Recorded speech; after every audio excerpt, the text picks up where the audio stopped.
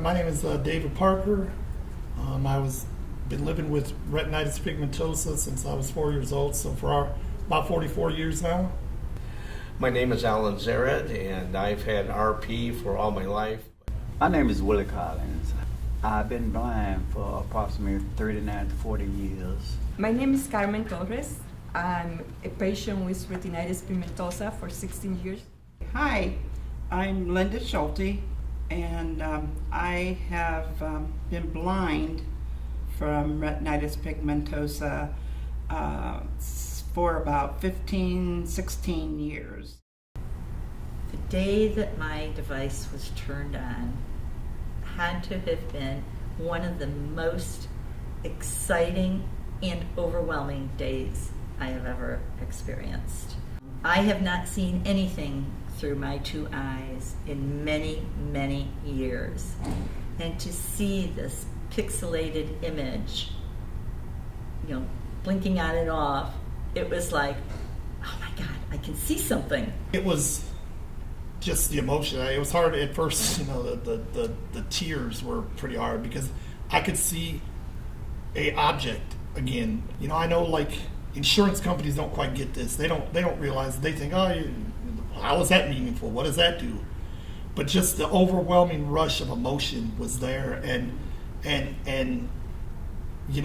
haven't seen anything like that other than light and dark for probably 15 years or better. Every day we discover Every something day is new. It might be just a little thing of pointing this out or that out. Like the other day I said I didn't have to slide my hand across the refrigerator door to grab the handle. I just, boom, grabbed it. And it sounds so little, but to be able to have a plate of food in front of you and your cup.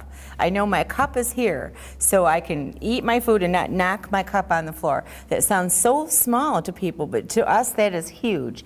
To be able to locate your food on the table and to be able to manage that, to be able to walk through that door without slamming into the wall. Those things are huge for us. It was a very bright summer day at our home in Corona, and I just had a kind of an idea, and I told Danny and I think it was two of his friends to go out and put some dark clothing on, because I know how to work the contrast thing, and told them to start walking on the sidewalk about 5 feet apart, and as they walked in front of me, they weren't saying anything. They were just walking around. I could, as each one went by, as I'm holding my head still, just for a split second, I could see those shadows move in front of me, one at a time. And then they did it again, and then the third time around, we got to the last one. It was Danny, and he turned around and faced me instead of a profile thing, and he looked at me and he said, "It's me, Dad." And I just kind of stood there and stared. And I said, this first time in 10 years I've seen him in any form was that day. And it was pretty overwhelming.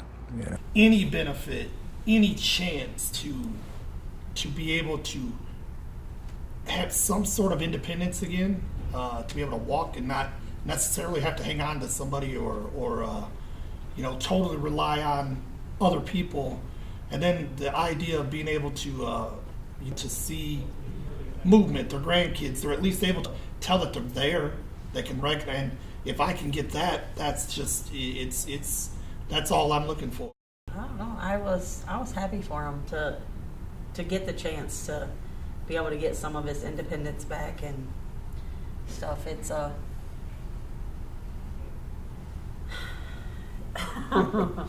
this is very emotional for me. I understand. Happens all the time. It's okay. It means everything to me for him to be able to live the quality of life that he deserves.